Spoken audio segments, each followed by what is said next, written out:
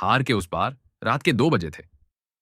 पूरा शहर सो रहा था, लेकिन उसकी आंखों में नींद नहीं थी। उसके सामने किताबें खुली थीं, लेकिन दिमाग में सिर्फ एक ही आवाज गूंज रही थी, तू नहीं कर पाएगा।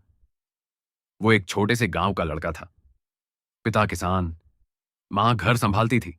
घर की हालत ऐसी थी कि कभी कभी खाना भी पूरा नहीं मिलता था, लेकिन उसका सपना बड़ा था। कुछ बनना है, अपने मां बाप का नाम रोशन करना है। उसने पहली बार एग्जाम दिया। पूरा भरोसा था कि पास हो जाएगा, लेकिन रिजल्ट आया फेल। पूरा गांव हंस रहा था।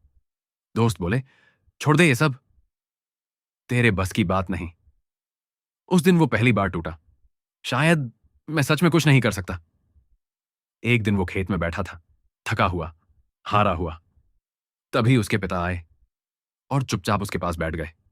फिर धीरे से बोले, बेटा, जब बीज जमीन में डाला जाता है तो वो अंधेरे में दब जाता है, लेकिन वही बीज एक दिन पेड़ बनता है।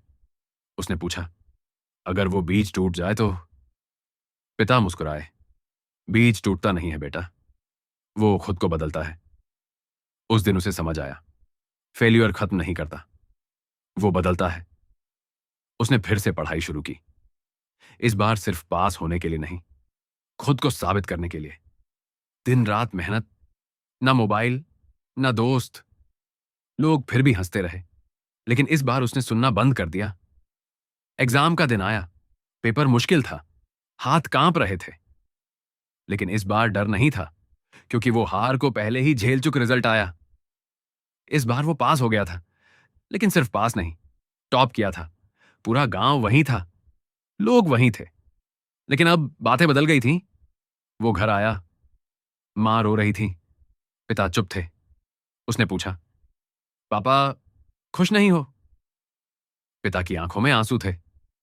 उन्होंने कहा, आज तू नहीं जीता बेटा, आज हमारी उम्मीद जीत गई। लोग तुम्हें गिराने की कोशिश करेंगे, हालात तुम्हें तोड़ने की कोशिश करेंगे, लेकिन अगर तुम खुद को नहीं छोड़ते तो कोई तुम्हें हरा नहीं सकता।